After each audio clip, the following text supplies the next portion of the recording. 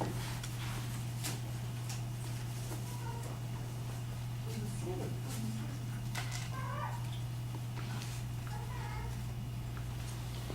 right. Go straight into it.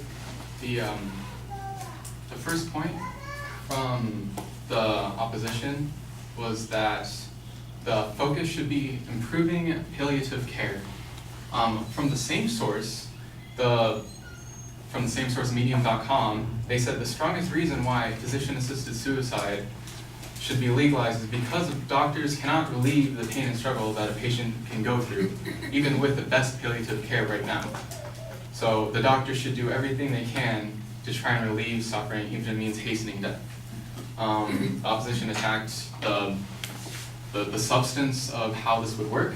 Well, according to the mesothelioma.com and the Journal of American Medical Association, those who oppose the movement argue the risk of medically assisted death laws or right to death legislation, that they say that it far outweighs benefits.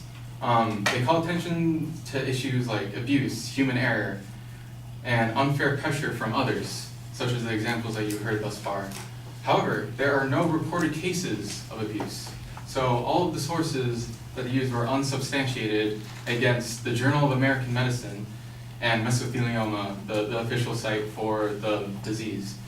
And statistics show that a number of patients who request the medication never end up administering it. More than anything, the options provide peace of mind.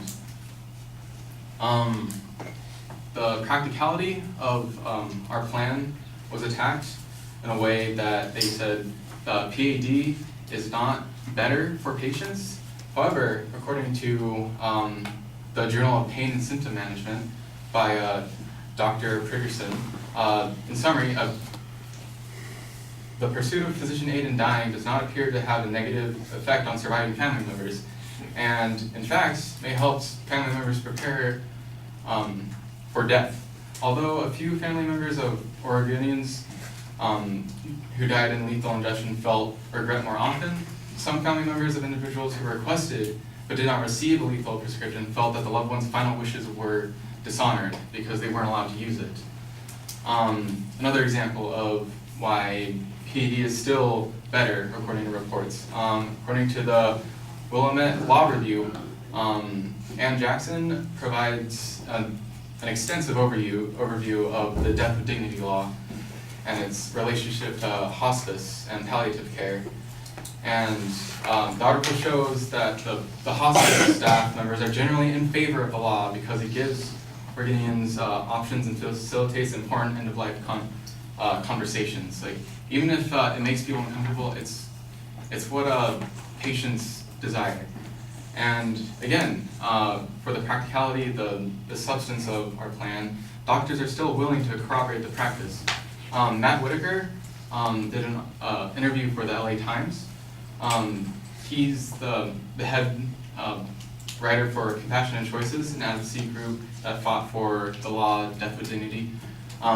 He said that he was pleasantly surprised about how doctors were taking the new law in Oregon and how willing they were to talk about it and about the practice that they were in the early years that it happened.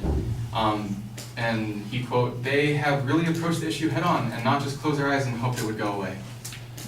And one last thing, the doctor's willingness to corroborate the practice, and also there's still empirical evidence supporting that physician-assisted death is an inherently transparent practice.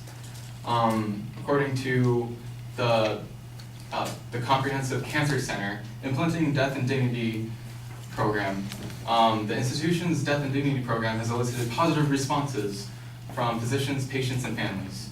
They attribute this acceptance to the professional leadership team at the Cancer Center, which provides great care in prescribing for and consulting patients in the end-of-life process.